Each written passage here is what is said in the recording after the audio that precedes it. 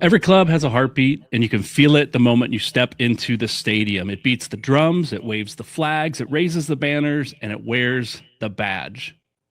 Because a club is more than a roster, it's people, it's pride, it's community. We're proud to be part of that story here in Fort Wayne. And this season, we're collaborating with the people elevating the game in their own cities, introducing you to the clubs, supporters, and culture makers across USL League One. Welcome to Crests Colors. My name is Brian Biedenbach, host of Fort Wayne Footy. And today we turn our attention to Sarasota Paradise. And in this episode, I'm joined by David Sterling of This is Paradise. And together, we'll break down the storylines on the field, the culture in the stands, and what this match has in store for both clubs. Let's get right into it.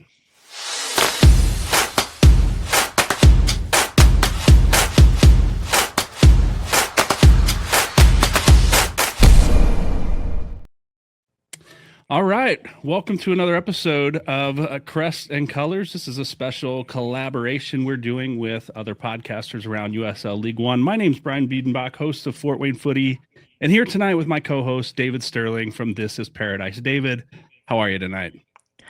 I'm doing well. Thanks for having me. Yeah, for sure. You are, my understanding is you're just getting started with this show down there in Sarasota. Is that correct? That is correct. Episode 2 just came out yesterday, and it's been 3 months in the planning. Yeah, just jumped right in. Yeah. You have a podcasting background. I know you were elsewhere in another city prior to Sarasota. Is that correct? Yeah, I did. I was co-host for a fan podcast for Minnesota United called Lunacy. We started that back in 2018, and I participated full-time up until I moved to Florida in 2021 and slowly fallen off over the last few years, but I still join them every now and then. Yeah, there you go. You got the voice for it. Background in radio is my guess before you talked about your podcast. Any experience there? I have absolutely none. Okay. All right. Yeah, I've always been told that I have a voice for radio, but I've also been told I have a face for radio too. So, There you go. Most of us do, right? Yeah. Man, that's why we started YouTube. We can do whatever we want here and look however we want. So anyway, David, thanks for joining me in this episode of Crests and Colors. This is episode 2. We talked to Ian Anderson from Forza Naples last week because Fort Wayne was down there for our inaugural match just south of you in Naples and brought home a 2-0 loss from there. And my understanding is your fortunes weren't they were about the same as ours, right? With a 1-0 loss to another expansion team in AC Boise. Yeah, that's correct. And like I said before the recording, get it out of the way right now so we can have something to build on. But there you go. Yeah, it was a little disappointing. Yeah, the good news is one of us at least is taking home at least a point next week as Fort Wayne faces Sarasota. So it could be 3-0, 3 points and 0 points, or 1-1, and one of us is taking home something and climbing in the ranks a little bit, one way or the other. That's right. Oh man, hey, let's talk for a minute just about. I want to talk about our teams, talk about the upcoming game a little bit, and talk about some fan culture because I know you're part of the supporter group there as well in Sarasota. So let's start with let's rewind a little bit and talk about this previous week's game as you guys faced AC Boise as we mentioned, a 1-0 loss. I watched some highlights of that match, watched a little bit about it, and it wasn't for lack of chances created by Sarasota, right? Like you guys looked like a pretty evenly matched game. Yeah, I think we had plenty of opportunities, especially in the second half. We came out on the front foot, and then we kind of fell into this shell early, maybe 7-8 minutes into the first half.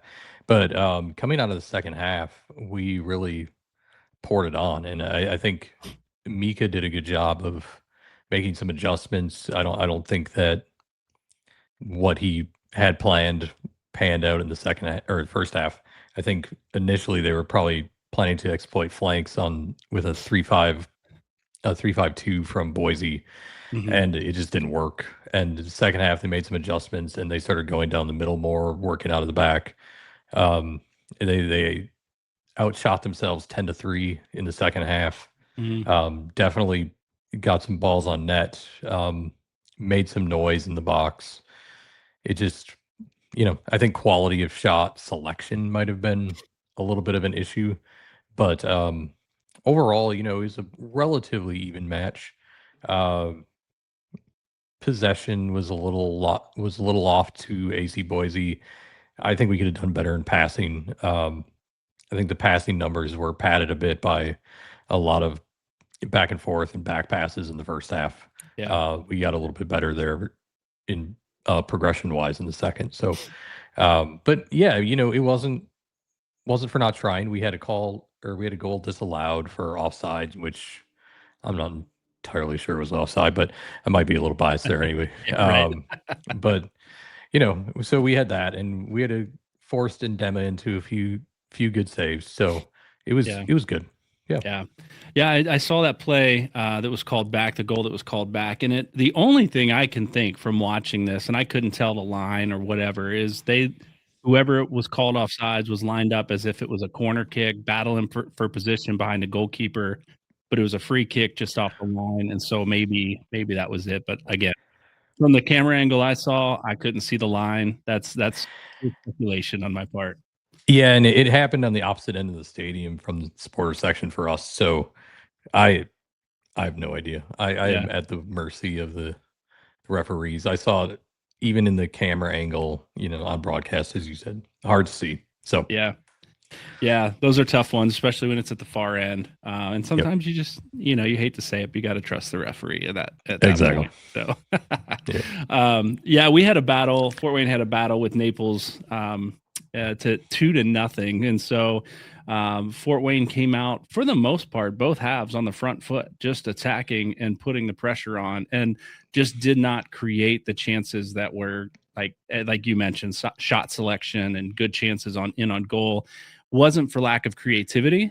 It was inches away, balls just inches from slipping past the center back from an oncoming striker running on goal that could have gone 3-0 the other direction. But late in both halves, the 45th minute, Fort Wayne gives up a goal to Naples, who was extremely patient, had a break, didn't pass it across the middle, passed the ball around a few times, found an opening with the defender out of position, and just buried a shot. There's beautiful back corner of the net. Goalkeeper couldn't see it till it was probably 5 yards in front of him. And so just shot right through traffic. And then late in the match, in the 88th minute, it was an errant pass back from our center back. Took a bad bounce, skipped off his foot right to the striker, who was in one-on-one with our keeper. And so 45th minute, 88th minute, if we could erase the last 5 minutes of both halves, we're coming out with a point against Naples, but that's not how the game went, right? Now, you guys so Naples had a lot of rain. I was staying in Bonita Springs. We had a little bit of rain there. Drove down to Naples, and there's standing water everywhere, like just puddles. Like the road is covered.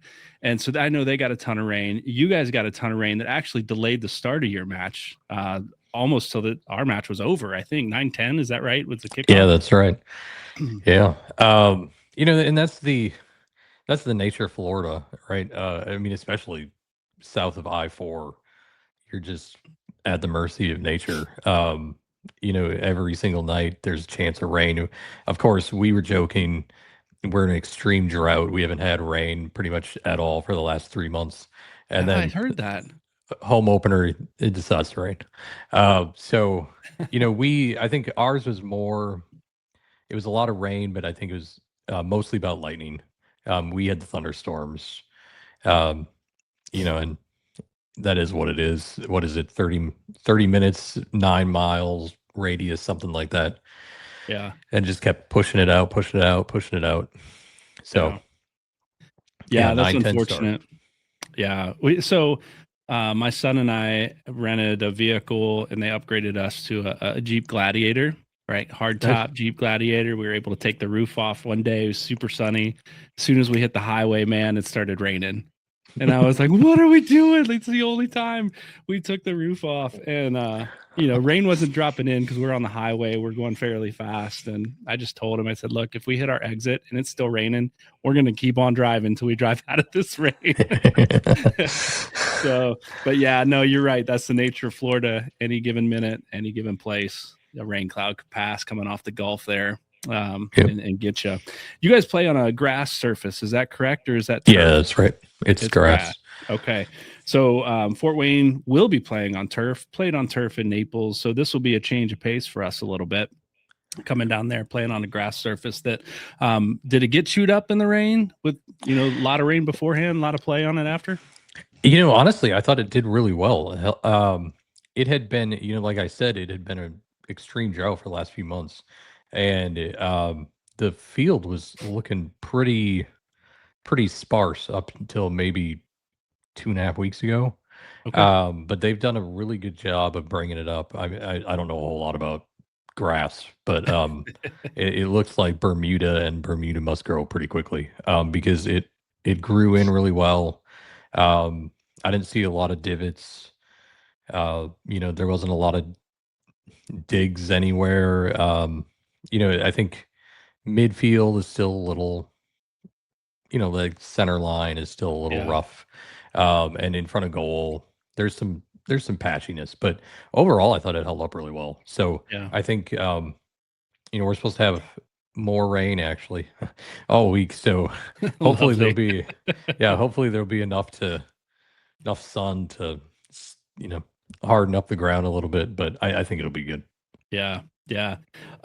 I want to get into in just a minute this upcoming match and things maybe you learned from the previous match and I learned from watching Fort Wayne FC and like what we have to look forward to. But I want to rewind a little bit farther back to our USL2 days because you guys have about 3 years of experience in USL2 Right. before you moved up into USL1. We have about 5 years in 4 years, I guess, in USL2. We had a year where we didn't start like we anticipated in 2020. So 21 to 25, I guess. So 5 years we played in USL2.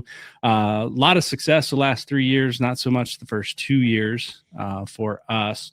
But I say that all to say both of our teams are coming in with a little bit of culture, a little bit of fan base moving into this league that was different than Naples had last year, and even that AC Boise has coming in this year as brand new team. So, what is Sarasota Paradise and the supporters groups bringing with them from USL 2 days to give you a good start in USL 1? Yeah, that's an interesting question because I did not move to Lakewood Ranch, Sarasota, Bradenton area until summer 24. So I had no participation in the 24 season whatsoever. The 25 season, I felt like it had a good base for what I was expecting. Mm-hmm. Um, a lot of the same people were showing up game in, game out.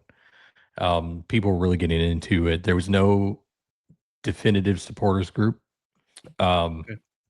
which I don't know that I was really surprised by. I'm not super familiar with lower division. I've been dealing with MLS now for a decade, so didn't really have any high expectations for it. So to see what I saw, I felt like there was just a good fan base that was Mm-hmm. forming, and they had good support. People got behind the team when they went down. There were a lot of people interested. I think a negative for Sarasota was in 23 and 24. They played at Sarasota High School, which is not by any means a central location for, Gotcha. I would say, soccer loving fans. Mm-hmm. It's more Sarasota is very much like a lot of Florida, very much retirement, and older households. And so I don't think that was super supportive of, Mm-hmm. for them in the first two seasons. Last season, they moved out to Lakewood Ranch, which is a relatively new community. I think it's only about 25 years old. And the average age of household is much, much lower out here. Um, it's also very much up and coming. So I think it just has a better vibe, I would say, for soccer, in my Hmm. opinion. And on top of that, it's very much, it's suburban, right? So it's very much that suburban soccer family type scenario. So, last year, what I've learned from speaking to people within the organization last year was much better for fans and support and Hmm. growing what they were trying to get, excuse me, into what they're coming into now. So Sure. I think um, there was a lot of work, or there is a lot of work to be done, but I think that they're doing a good job in terms of supporter section.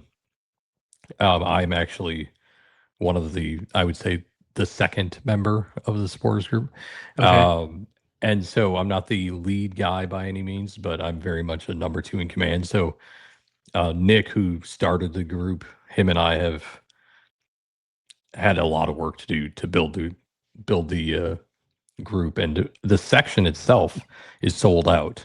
Now, we didn't get to experience that because not a lot of people stuck around for that delay on Saturday. So, um, who did show up? I thought there was good energy, and I think everyone's really excited to see what we bring. There were a lot of people, in other parts of this stadium that came up to us after the match or at halftime, thanking us for doing what we're doing and being there and being loud and standing the entire match and bringing some energy. So I think that the base is there.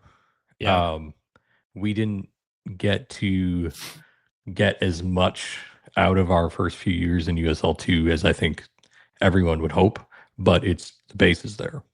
Yeah.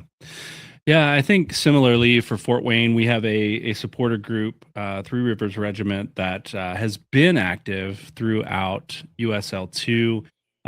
Moved stadiums from a high school stadium to a college football stadium a few years back. And so capacity was a little bigger, but never came close to filling it, right? And so the supporter section has continued to grow slowly. And so I feel good about where we're at going into USL one.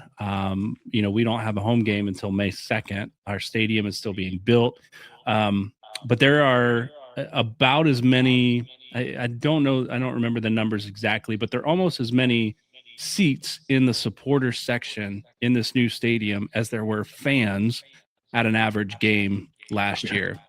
So it'll be interesting to see going from 1,400 people average at a game at a small NAIA college football stadium to a 9,200 seat stadium, uh, state of the art, brand new, huge video board. Like it's going to be spectacular. I'm curious to see how that number one supporter section fills out, but how the stadium fills out as well. I think we got a long way to go, but I was encouraged by the fact that as we were away, I was down in Naples at the game. There was a watch party at a local Irish pub here in town, and they packed the place out. Like Nice. almost chased people out that were there expecting a nice dinner with their families because there were 100 plus people, I believe, that came in, packed the place.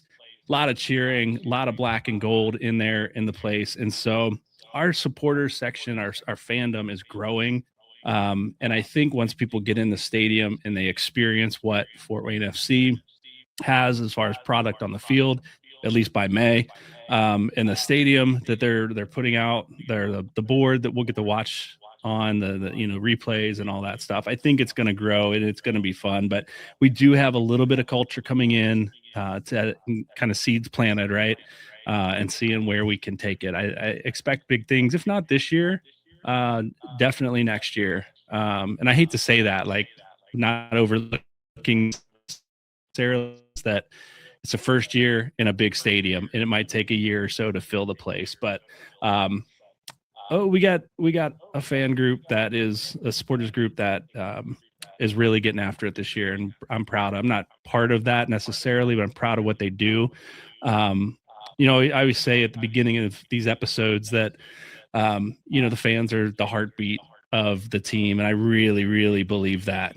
When you get a Yeah. good supporter group, when you have a good fan culture, when you hear the drums beating, you see the flags waving, you hear the chants, and some people come to a game and they don't expect that, and they're a bit annoyed, right? That someone's yelling and cheering and whatever. I'm sitting too close to them. Just sit down and watch the game.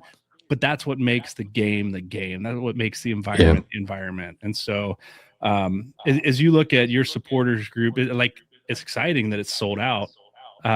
Is that the supporters group itself is that big, or is that just fans buying tickets in the supporters section to be part of what you guys have going? So yeah, it's the latter. It's a lot of people who knew what they were getting into because the team told us that they told everyone. And I mean, to be fair, when I bought the tickets, that's what they told me, and they didn't realize who I was. So um, I think it's a lot of people who probably don't necessarily know what to expect, Yeah. but they're willing to take a chance and be a part of that. And I think Oh yeah. that's a big deal. To have a fan that will take that chance, even though Hmm. they have absolutely no idea of what's going to happen, because I think they're already that step away from being that raucous fan, right? Because Yeah. the fact that you're willing to just take that leap Yeah. is enough to say you're willing to take the next leap. So I'm excited for it. People, like I said, people really liked it, and I mean, we actually did get in trouble for a chant that had swearing in it. We were told to tone it down, but that is what it is. But I don't know Yeah. where that complaint came from. But no, I think it will be fun. I'm excited to see it grow. Yeah. I'll say this, and I know I'm going to take some heat from our Fort Wayne fans who are listening, because I too am an MLS soccer fan, and part of Cincinnati Soccer Talk. And I mention it a lot. And so our fans are like, but you're in Fort Wayne, right? But my point is, that's what I have to compare this to, right? Right. Being part of a fandom in Cincinnati when they started out in USL, and to see how that grew into what they are in Major League Soccer. I'm not saying Fort Wayne has no plans to do that necessarily, but to see fans get behind a team and really elevate that team to the forefront of the public eye, I love it and I support it here in Fort Wayne, and I'd like to see more of that. Right, but the the casual fan, right? And maybe this happened in Minnesota for you guys too, that came to a game and no, I hear the story all the time. I came to a game, my friend invited me, my brother invited me, my girlfriend invited me, whatever. I get there, I don't know anything about soccer, but that was so much fun, right? Right. Because of the Right. supporter section, because of the chanting, because of the drums, there was dancing, people were celebrating, there was music constantly, and they ended up buying season tickets. Like, they are sold out fans now because of their first experience, not because of the team and the product on the field, but because of the supporters in the stands that just created an environment that was irresistible. Yeah, I think that's a huge part of my story, because the first soccer that I ever watched professionally was on TV in college. A dorm mate invited me into his room to watch an EPL game. And I just remember the only things that I remember about that game are one Chelsea was one of the teams, but I also remember hearing the fans singing, and I was like, Mm, that is just bizarre, because at that point, as a 19-year-old, all I saw was NBA, NFL, MLB, right? So right. you hear the organ at MLB games, whatever, and fans kind of get into it, but to actually hear fans singing was just bizarre to me. Like, I just Hmm. thought that was really cool, and it pulled me in a little bit. And then a few years later, um, when I started to take in Minnesota Thunder matches, who were USL at that time, and that would have been like 2007. There was the supporter section, the Dark Clouds, Mm, and they carried all the way into Minnesota United too.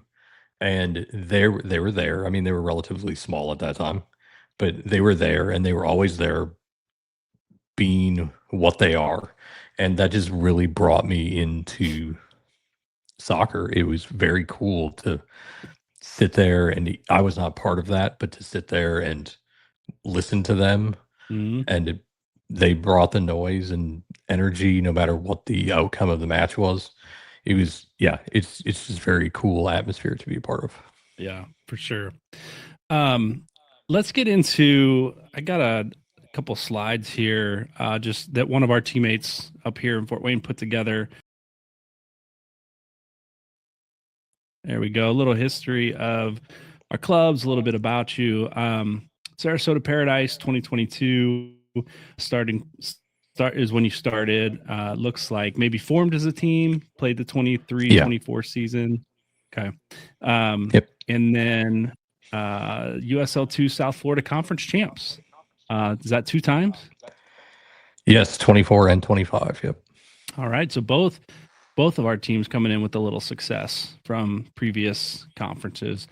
In Sarasota, obviously, stadium is premier sports campus. It says capacity is 3,000. Is that accurate? I believe that's it. I think I've heard that it's a little bit over 3,000, Okay. but I think 3,000's fair. Yeah. Yeah. And you said you had, I can't remember if you mentioned it on air, it was beforehand. You had 2,700 that were the Yeah. ticket So sold. 27.94, I think, was tickets sold. Yeah. Okay. Yeah. All right. Grass pitch and yeah, so looking forward to this match coming up. A little bit about Fort Wayne. It looks like, let me back this up. About half the size, metro area of Sarasota. You're about 800 and something. We're about 423,000 in our metro area. So much smaller city. But for some reason, and it's exciting to me, 9,200 seat stadium going up. And I do believe we'll get there at some point to fill that place up, and it'll be a lot of fun. So yeah, again, both of us coming in with a little success, 3-time USL 2 Valley Division champs up here, 23, 24, 25. We're bringing back a lot of returners. Well, not a lot, a handful of returners from our USL 2 days. And wondered, I want to get into our rosters and our game a little bit here coming up.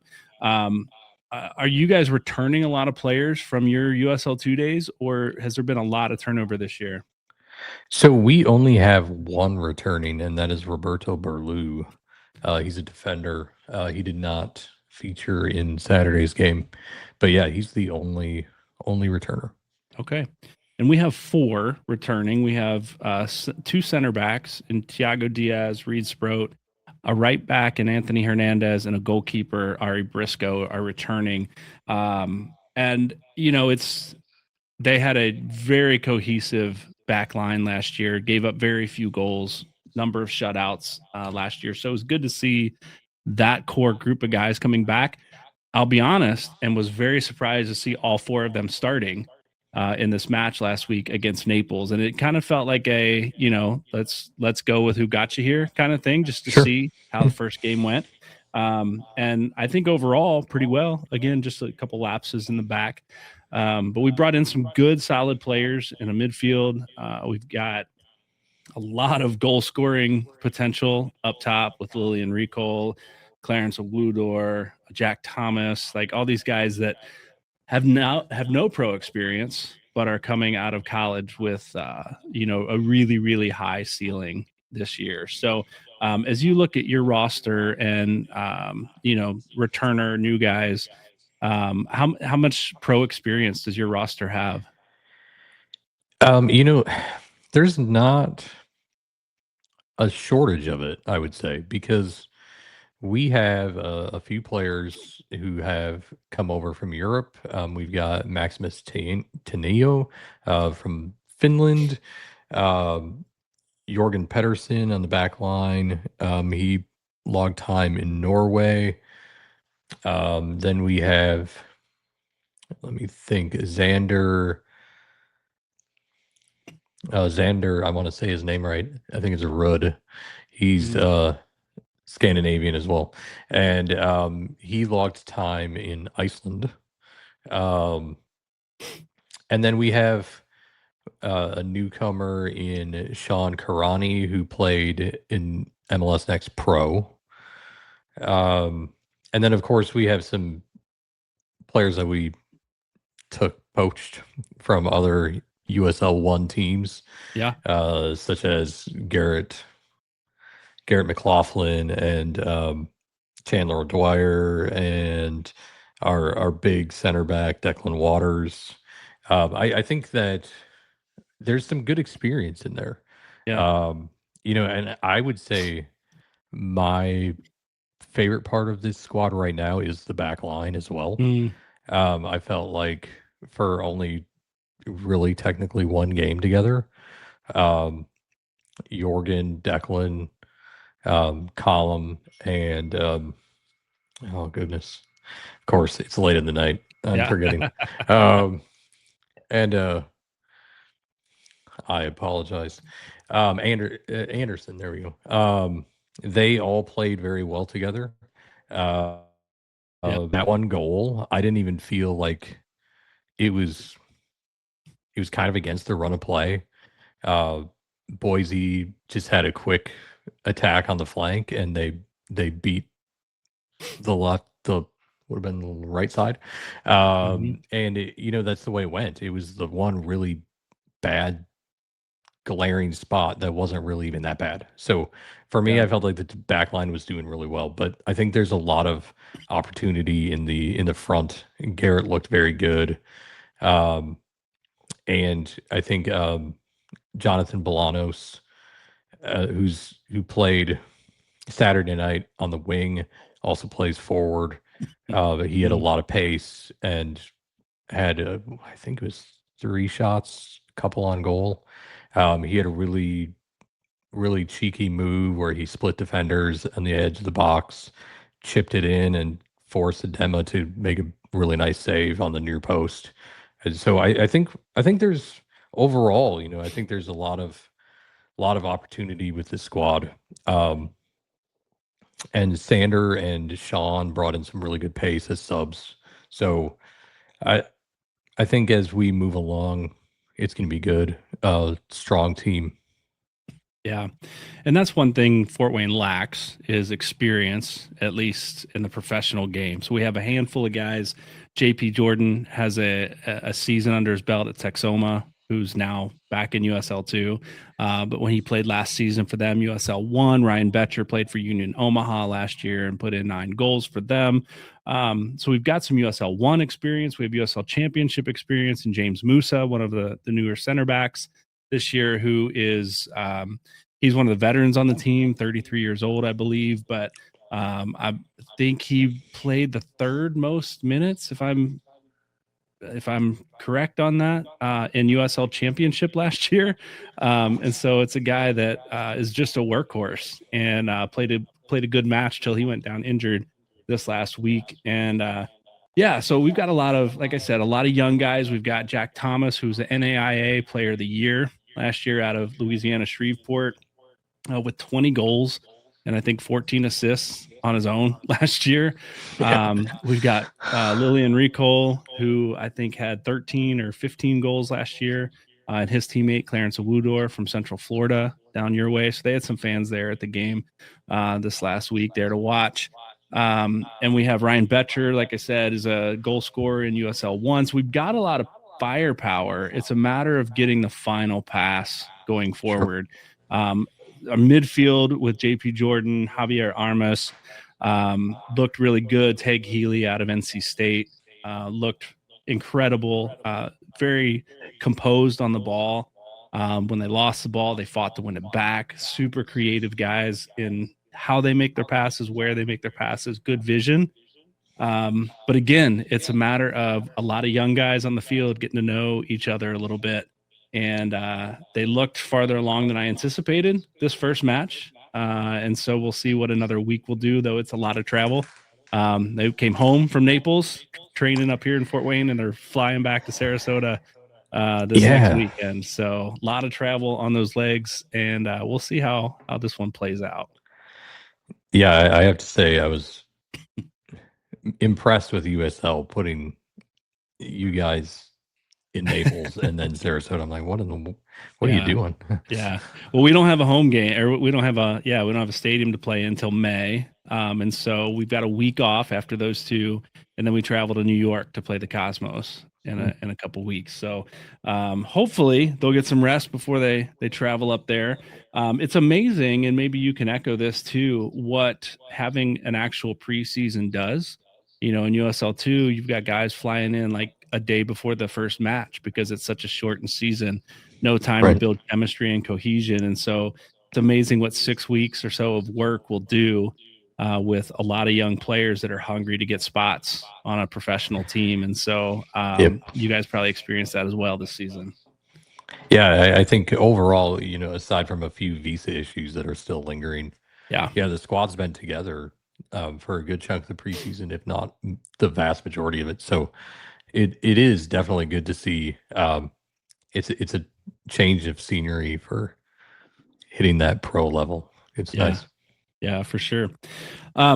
Just as we wrap up this episode here, what do you anticipate this coming week with Fort Wayne coming down to play you on your home turf again?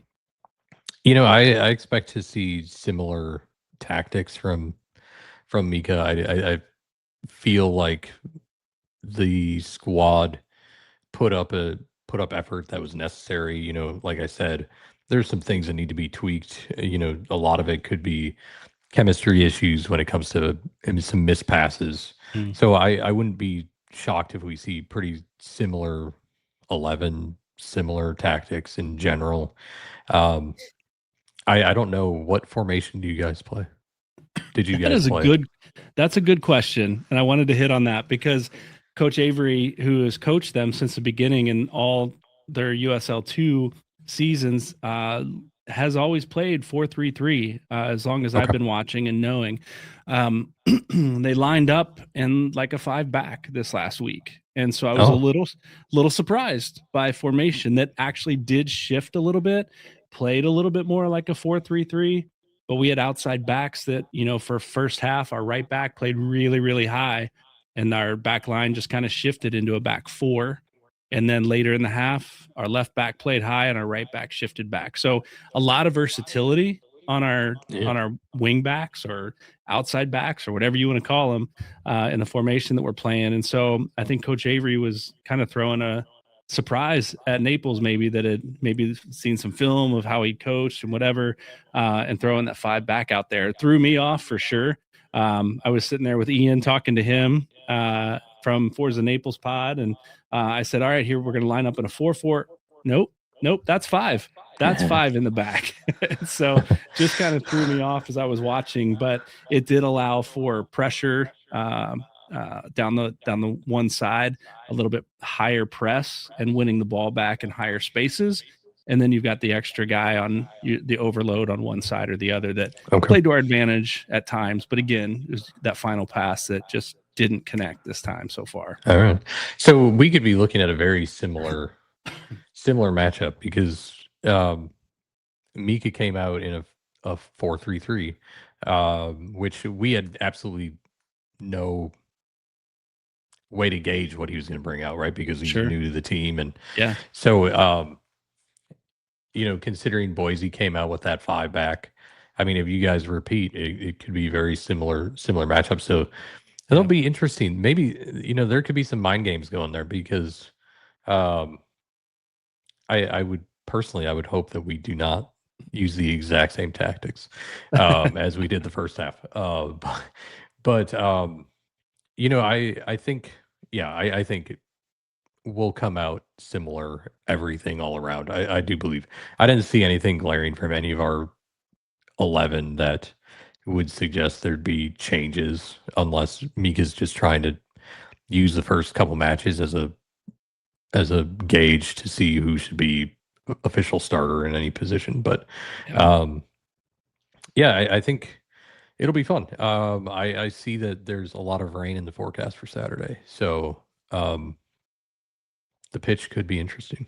Let's do it. Let's play. Let's get muddy. Let's make it happen. I anticipate a few changes in our lineup, simply because, not because the starters didn't get it done. They look great. Like I said, just a couple breakdowns late in the half, but because of the travel and the versatility of a lot of our players being able to play in different positions, I do see a little turnover in our lineup. Maybe the guys that came in late in the second half getting some time. We did have a couple visa issues as well, that guys didn't travel with the team. One that did travel and got cleared at like 6 p.m. He was hoping to get cleared a little bit before that. So, right as starting lineups were being announced and whatnot, he wasn't able to be out there. But so yeah, I anticipate a little bit of turnover, but it should be a fun match. I wish I could be there this week. That was a lot of fun last week being down there for our first game. But David, I just appreciate you joining me tonight for this episode of Crests and Colors, and look forward to a good match on Saturday. Yeah, thanks for having me. It was a lot of fun.